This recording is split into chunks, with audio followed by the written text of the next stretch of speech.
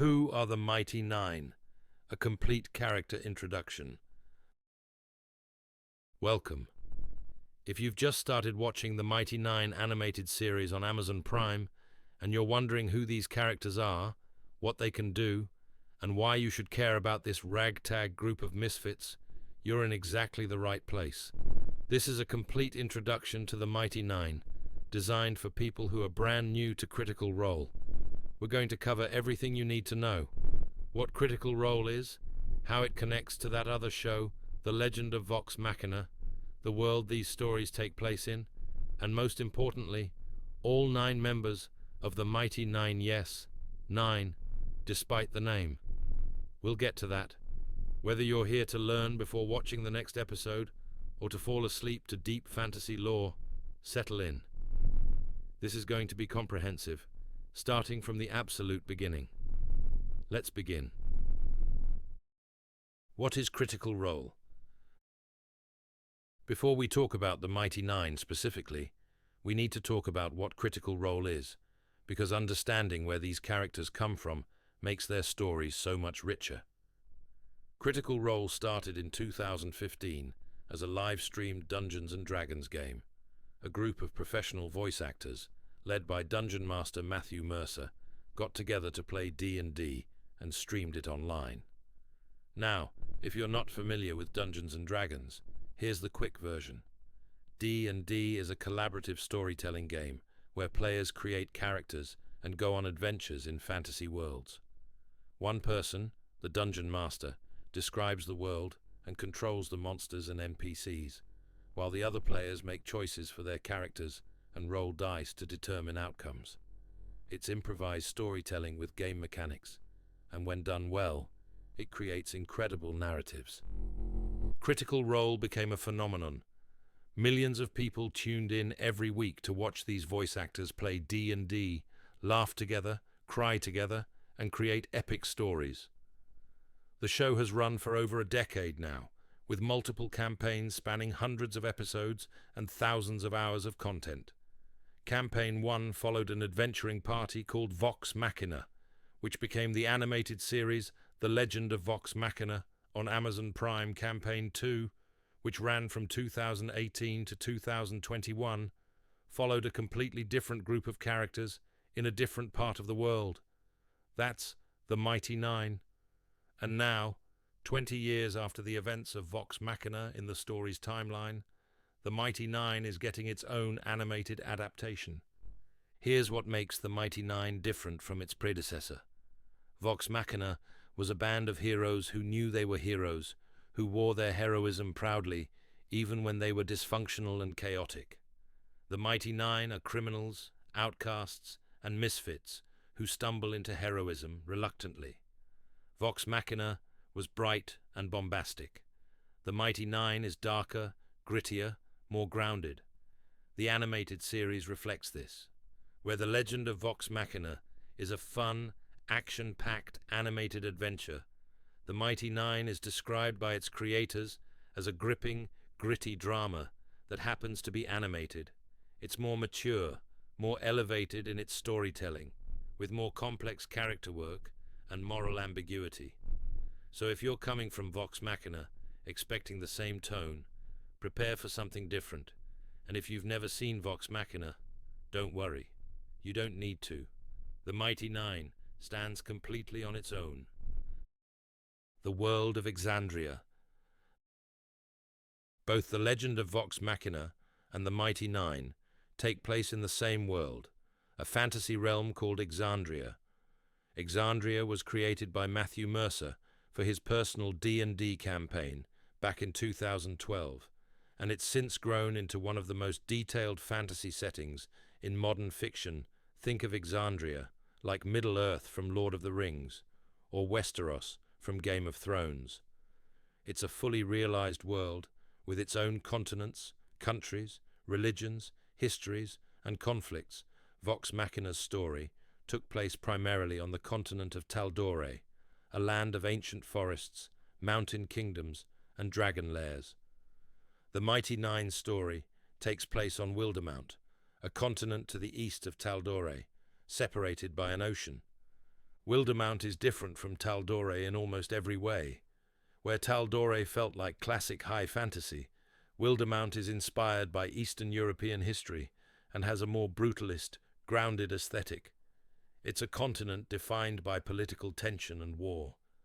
There are two major powers locked in conflict: the Dwendalian Empire, an authoritarian nation that values order, control, and loyalty to the crown above all else, and the Kryn dynasty, a nation ruled by dark elves called Drow, who worship a concept called the Luxon and believe in a form of reincarnation. These two nations have been at war for years, a conflict called the War of Ash and Light, and this war forms the backdrop for the Mighty Nein story. The art design of the animated series reflects this. The architecture over-encumbers the characters, creating a sense of oppression. Color cues signal political tensions and the characters' emotional states. Magic looks different here than it did in Vox Machina, more intricate, with visible components and incantations. There's even a unique type of magic created specifically for this campaign called dunamancy, which manipulates time and gravity. It's the magic of the Kryn dynasty, and it will play a significant role in the story. So when you're watching the Mighty Nein, understand that this is a world at war, a world where trust is dangerous, and a world where our protagonists are just trying to survive while powerful forces move around them. 20 years later. The animated series takes place about 20 years after the end of Vox Machina's story. This means that the world has changed. Events from Vox Machina's adventures have had consequences. Dragons were slain. Gods walked the earth during something called the Divergence. Political landscapes shifted. But you don't need to know any of that to enjoy the Mighty Nein. The show is designed to be a complete story on its own. However, there will be subtle references for fans of Vox Machina. Locations that appeared in the first show might be mentioned, historical events might be referenced, and characters from Vox Machina's era, now much older, might make appearances. But none of this is required knowledge. The Mighty Nein story stands alone, and the creators have made sure that newcomers won't be lost. The Mighty Nein themselves. Now let's talk about why you're really here. The characters. The Mighty Nein consists of 9 members, though not all at once. Some join later. One dies early and is replaced. It's complicated, and we'll get into all of it. But let's start with how they come together. Unlike Vox Machina, who were already an established adventuring party when their story began, the Mighty Nein are strangers who meet by chance in a small town called Trostenwald and are forced to work together to survive. They don't trust each other, they're keeping secrets from one another, and they certainly don't think of themselves as heroes. But over time, through shared danger and slowly building trust, they become a family, a dysfunctional, chaotic, emotionally damaged family, but a family nonetheless. Fjord Stone. Let's start with Fjord, played by Travis Willingham, who you might recognize as the voice of Thor in various Marvel projects. Fjord is a half-orc, which means he's the child of a human and an orc. He stands about 6 feet tall with green skin, yellow eyes with vertical pupils, and black hair with a distinctive grey streak. He has scars on his face, an X-shaped pair on his forehead, and one through his upper lip. Multiple characters in the story describe him as handsome, which is unusual for half-orcs in fantasy settings. They're typically portrayed as brutish, but Fjord is refined, intelligent, and charismatic. Fjord's backstory is one of abandonment and reinvention. He grew up an orphan with no memory of his parents, working on ships along the Menagerie coast. He was taken under the wing of a ship captain named Vandran, a father figure who taught him how to be a leader, how to observe people, and mimic their behaviors to fit in. Fjord adopted Vandran's accent, a thick, seafaring drawl, to hide his own origins. He learned to present himself as something he wasn't, to blend into human society despite his orcish heritage. Then, one day, Vandran's ship was attacked by something from the depths. something ancient and terrible called Uk'otoa, a leviathan sealed beneath the ocean. The ship sank. Fjord woke up alone on an island called Bisaft Isle, with a strange Falchian sword beside him and newfound magical powers he didn't understand. Those powers came from Uk'otoa. Fjord is a warlock, which in D&D terms means he's made a pact with a powerful entity in exchange for magical abilities. But here's the thing. Fjord didn't knowingly make this pact. Uk'otoa chose him, gave him power, and Fjord is trying to figure out what it wants and whether he can break free from this entity's influence. His magic is tied to the ocean, to water and storms and the depths. He can summon eldritch blasts of magical energy, manipulate water, and eventually gains abilities tied to thunder and lightning. In combat, Fjord blends swordplay with magic, using his falchion in close quarters while casting spells to control the battlefield. He's versatile, smart, and tactical, often taking a leadership role in the party, despite his own insecurity about whether he deserves it. Fjord's arc in the story is about identity, self-worth, and breaking free from forces that claim to own you. He's spent his whole life pretending to be something he's not, adopting other people's mannerisms and accents, serving other people's agendas. His journey is about becoming his true self, finding his own voice, and choosing his own path. Later in the story, Fjord will break his pact with Uk'otoa and become a paladin of the Wild Mother, a nature goddess, finding purpose in service and protection rather than power. But that's getting ahead of ourselves.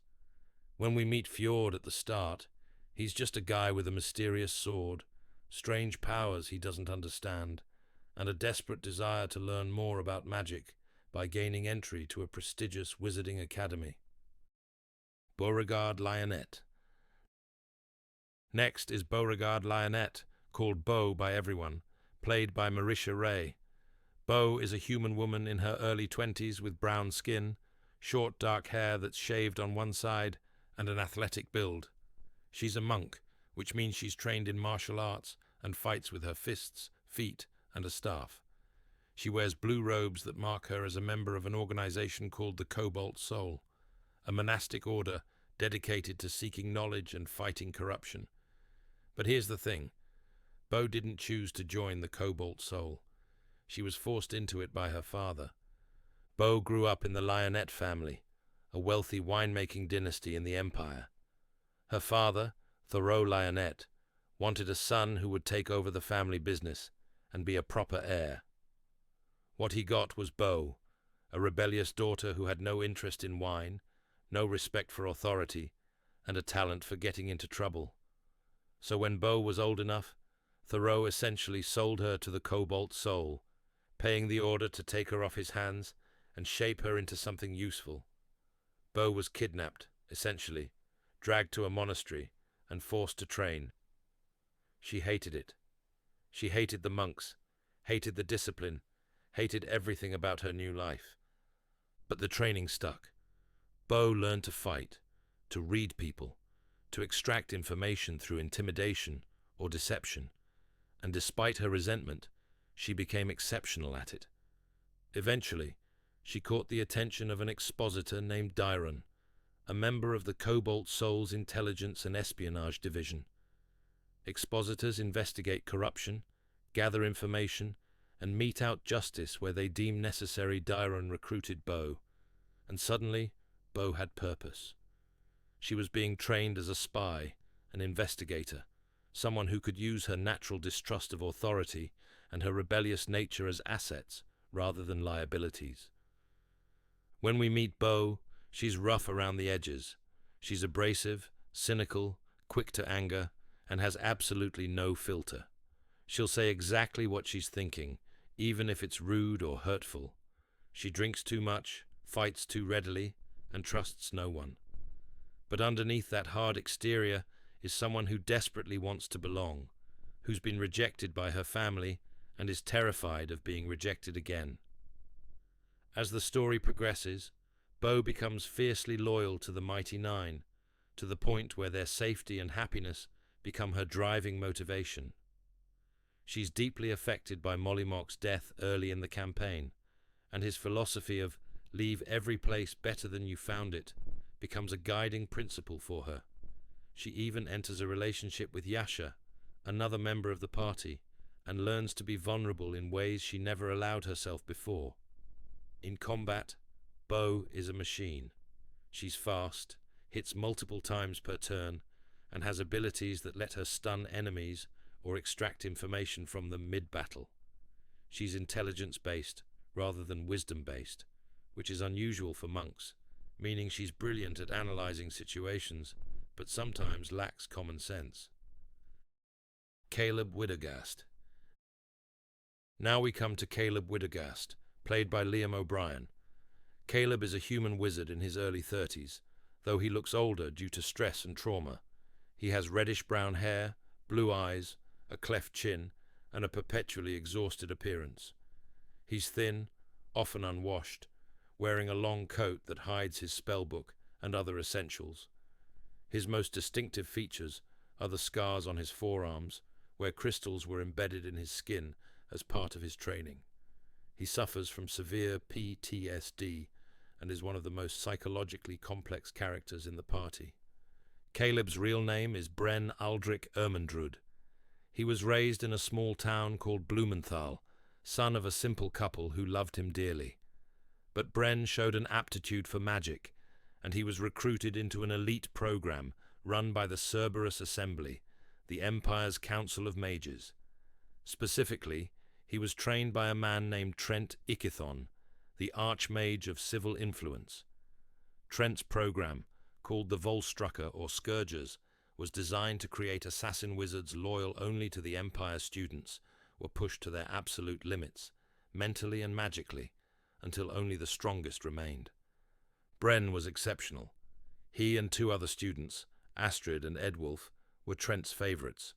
They were trained to kill without hesitation, to use magic as a weapon of the state, and then, as their final test, Trent manipulated them. He used magic to convince Bren that his parents were traitors to the Empire, that they were secretly working against everything the nation stood for, and Trent ordered Bren to kill them. Bren, Astrid, and Edwulf went to Blumenthal, and Bren burned his own parents alive with magic while his fellow students watched. Only after the deed was done did Bren realize the truth. His parents were innocent. Trent had lied. The whole thing was a test of loyalty, to see if Bren would follow orders, even to the point of murdering the people he loved most. Bren's mind shattered. He spent years in an asylum, broken and catatonic. Eventually, he escaped or was released. We're not entirely sure he took the name Caleb Widogast and went on the run, living as a drifter, stealing to survive, and trying to stay hidden from Trent and the Assembly. His goal became singular: learn enough magic to manipulate time itself, to go back and undo his greatest mistake, to save his parents. It's an impossible goal, but it's what keeps Caleb moving forward. When we meet Caleb, he's cautious to the point of paranoia. He trusts no one. He lies constantly about who he is and what he can do. He's brilliant, one of the smartest members of the party, but he's also barely holding himself together. He has panic attacks when he sees fire. He vomits when combat gets too intense. He's carrying guilt that would crush most people. But over time, through the friendships he builds with the Mighty Nein, Caleb begins to heal. He starts to believe that maybe he deserves a future. Maybe he's more than the worst thing he's ever done. His relationship with Not, who we'll talk about next, is particularly important. They're codependent in many ways, two broken people holding each other up. As a wizard, Caleb is incredibly versatile. He specializes in transmutation magic, spells that change the nature of things, but he also knows powerful evocation spells, particularly fire-based ones despite his trauma. He creates his own spells, including Widogast's nascent nine-sided tower, a magnificent mansion spell that creates a 9-story pocket dimension for the party to rest in. Not the Brave. Not the Brave is played by Sam Riegel, and she's one of the most tragic and beautiful character arcs in the Mighty Nein. When we first meet Not, she appears to be a goblin woman, small with green skin, green hair, yellow eyes, and a constant state of anxiety. She wears a mask to hide her face, and she's utterly terrified of water to the point of panic attacks. Not is a rogue, skilled with a crossbow, an expert at stealth and lockpicking, and she has a talent for alchemy, creating acids and other substances with her chemistry kit. But here's the twist. Not isn't actually a goblin. Her real name is Veth Brenato, and she's a halfling woman. She had a husband named Yezer and a son named Luke, and they lived a simple, happy life in a town called Felderwin. Then, one day, goblins attacked. Veth tried to protect her family, fought the goblins, and was captured. The goblins, in a cruel twist of magic, cursed her. They transformed her into one of them, turning her into a goblin against her will. Veth escaped, but she couldn't return to her family. How could she? She looked like a monster, like the creatures who had attacked them. She was terrified her husband wouldn't recognize her, that her son would be afraid of her. So Veth became Not, an anagram of her son's name, and went on the run. She was eventually caught stealing and thrown in jail, where she met Caleb. The two of them broke out together, and they've been inseparable ever since. Not sees potential in Caleb that he doesn't see in himself. She believes he can become the most powerful wizard alive, powerful enough to undo the curse on her and turn her back into a halfling so she can return to her family.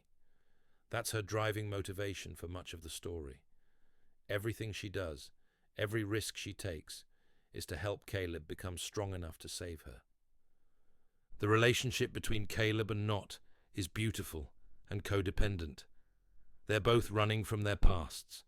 They're both consumed by guilt and fear, and they've latched onto each other as the one person they can trust in a hostile world. Not calls Caleb the bravest person she knows, which is why she took the name Not the Brave, as a reminder that she needs to be brave for him. Caleb, in turn, sees Not as the best person he knows, someone with a good heart who deserves happiness. In combat, Not is deadly. She fires her crossbow with sneak attack damage, uses her alchemy to create diversions or hazards, and her small size lets her hide almost anywhere. She's also the party's primary trap detector and lockpicker, making her invaluable for heists and dungeon exploration. Later in the story, Not's curse is broken, and she becomes Veth again, reuniting with her family. But even then, she remains with the Mighty Nein for important missions, because these people have become her second family. Jester Lavore. Jester Lavore, played by Laura Bailey, is pure chaotic joy wrapped in a blue-skinned tiefling package. Jester is a tiefling, which means she has infernal heritage. She has blue skin, blue hair, horns curling from her head, a tail, and freckles across her face. She's short, about 5'3", with an eternally optimistic personality and a voice that makes her sound younger than she is. Jester is a cleric, a divine spellcaster who draws power from her god. But her god isn't one of the approved deities of the Empire. Her god is the Traveller, a mysterious entity who encourages mischief, art, and chaos. Jester grew up in Nicodranas, a coastal city, as the daughter of Marion Lavore, known as the Ruby of the Sea. A famous and respected courtesan, Marion kept Jester sheltered for her own protection, and Jester spent much of her childhood alone in their home, with her only companion being the Traveller, who appeared to her and became her best friend. Jester filled her days with art, painting and drawing everywhere, and with pranks, elaborate schemes to make people laugh or confuse them. She's fundamentally good-hearted, seeing the best in everyone, but she also has a mischievous streak a mile wide. Her idea of a good time is vandalizing a temple with crude drawings or convincing someone that they're cursed. Everything changed when one of Jester's pranks went too far. She played a trick on a powerful man in Nicodranas, the son of a crime lord, and he put a price on her head. Marion, desperate to protect her daughter, sent Jester away with instructions to find her father, a water genasi named Babanon Docile, who Jester had never met. So Jester left home for the first time, naive, optimistic, and completely unprepared for how dangerous the world actually is. What makes Jester special is her genuinely good heart. She's kind to everyone, even enemies. She believes in second chances, in redemption, in the inherent goodness of people. She collects pastries, loves animals, and has an almost childlike wonder about the world. But underneath that sunny exterior, Jester is lonely. She spent most of her life isolated, with her only friend being a god who may or may not be real in the way she thinks he is. The Mighty Nein becomes her real family, and she will do absolutely anything to protect them. She's also hopelessly romantic, developing a crush on Fjord that becomes a major subplot. As a cleric, Jester is the party's primary healer, keeping everyone alive with her healing spells. But she's not passive. She uses her magic offensively, casting spells like Spiritual Weapon and inflict wounds to smash enemies. She can also use Sending, a spell that lets her communicate with anyone across any distance, which becomes crucial for espionage and coordination. And her trickery domain abilities let her create illusions and duplicates of herself, perfect for the daughter of the traveller. Mollymawk Tealeaf. Now we come to Mollymawk Tealeaf, the first of Taliesin Jaffe's characters in this campaign. Mollymawk, called Molly by everyone, is a tiefling bloodhunter. He's flamboyant, ostentatious, covered in tattoos, and dressed in purple and red with jewelry and finery. He has horns that curl elegantly, eyes that glow faintly red, and 9 red eye tattoos scattered across his body that he keeps hidden beneath his other tattoos. Molly is a performer, a tarot card reader, and sword juggler who works with a travelling circus called the Fletching and Moondrop Travelling Carnival of Curiosities. Here's what makes Molly unique. He has no memory of his past. 2 years before we meet him, Molly woke up in a grave, clawing his way out of the earth with no idea who he was or how he died. The circus found him wandering, incoherent, and the only word he would say was empty. The ringmaster, Gustav Fletching, named him Mollymawk Tealeaf, MT. Based on those initials, Molly built an identity from scratch. He chose to be colourful, extravagant, kind, and hedonistic. His philosophy is simple. Leave every place better than you found it. Life is short, and the world is cruel. So spread joy, help people when you can, and don't dwell on the past. As a blood hunter, Molly uses his own blood to fuel his magic, cutting himself with his scimitars to activate abilities called blood maledicts that debuff enemies or enhance his attacks. It's painful, dangerous, and reflects Molly's willingness to hurt himself to protect others. Molly becomes particularly close with Yasha, another circus performer who we'll discuss next. They're friends in the truest sense, accepting each other without judgment. Molly's story is cut tragically short. Early in the campaign, when half the party is kidnapped by slavers called the Iron Shepherds, the remaining members mount a rescue. During an ambush gone wrong, Molly fights to protect his friends and is killed by Lorenzo, the leader of the Iron Shepherds. His death devastates the party, particularly Bo, and his absence is felt throughout the rest of the campaign. Later, it's revealed that Molly's body originally belonged to someone else, a man named Lucian, who becomes a major antagonist. But the soul that was Mollymawk, the personality and identity he built from nothing, that was genuine and real. At the very end of the campaign, after Lucian is defeated, the party attempts to bring Molly's soul back to his body. What emerges is someone new calling himself Kingsley Tealeaf, a combination of Molly's essence and a blank slate starting fresh. Caduceus Clay. After Molly's death, Taliesin Jaffe returned with a new character, Caduceus Clay, a furbolg cleric of the Wild Mother. Caduceus, called Cad by the party, is tall, about 7 feet, with greyish-pink skin, long pink hair, and a gentle, calm demeanour. Furbolgs are fey giants, creatures connected to nature, and Caduceus embodies this completely. He's soft-spoken, wise in a homespun way, and has a perspective on death that's both comforting and slightly unsettling. He's the moral centre of the party in many ways, asking difficult questions and offering guidance without judgment.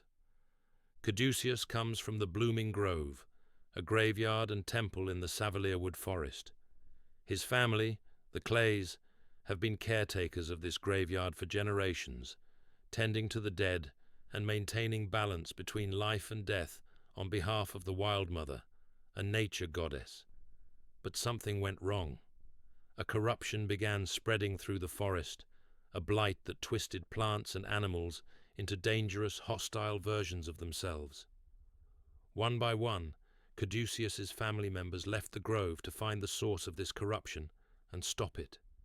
His mother, his father, his siblings, all gone, until only Caduceus and his sister Clarabelle remained. Then even Clarabelle left, and Caduceus was alone. Caduceus waited. He prayed to the Wild Mother for a sign, for guidance on what he should do. And then the Mighty Nein arrived at his doorstep, desperate and wounded after Molly's death, seeking help to rescue their kidnapped friends. Caduceus saw this as the sign he'd been waiting for. These people needed him, and perhaps travelling with them would lead him to answers about the corruption. So he joined them, bringing his calm presence, his healing magic, and his unique perspective on death and life to a group desperately in need of both. Caduceus is beloved by fans for his gentle wisdom and his hilarious bluntness. He says profound things in the most matter-of-fact way. He talks to plants and animals as easily as he talks to people, whether they can respond or not. He makes tea from leaves grown on dead bodies, which disturbs everyone but is completely normal to him. He has no filter about death, discussing it like it's just another part of nature, which it is to him. In combat, Caduceus is a healer and support character, keeping the party alive with healing spells and using his magic to control the battlefield. But he can also be stern and righteous, calling down divine punishment on evildoers who disrupt the natural order. His connection to the Wild Mother is deep and genuine, and he helps Fjord find his own path to serving this goddess. Yasha Nydorin. Finally, we have Yasha Nydorin, played by Ashley Johnson. Yasha is an Aasimar, which means she has celestial blood, though she's a fallen Aasimar, one who has rejected or lost her divine connection. She's tall and imposing with powerful muscles, black hair with white roots, and skeletal wings that eventually transform. She's quiet, socially awkward, and prefers to communicate with actions rather than words. Yasha is a barbarian, one of the party's primary damage dealers, wielding a massive greatsword and entering a rage state that makes her nearly unstoppable in combat. Yasha's past is shrouded in mystery and trauma. She comes from the Iothia moorland in Jorhas, part of the Dolarav tribe, where she earned the name Orphan Maker for her violence. She fell in love with a woman named Zuala and secretly married her, knowing their relationship wouldn't be approved by the tribe's leadership. When their marriage was discovered, Zuala was killed. Yasha fled, her mind fragmenting from grief and guilt. She woke up at a temple of the Storm Lord, a god of battle and storms, with her appearance and her very nature changed. She'd become fallen, her divine light replaced by shadow.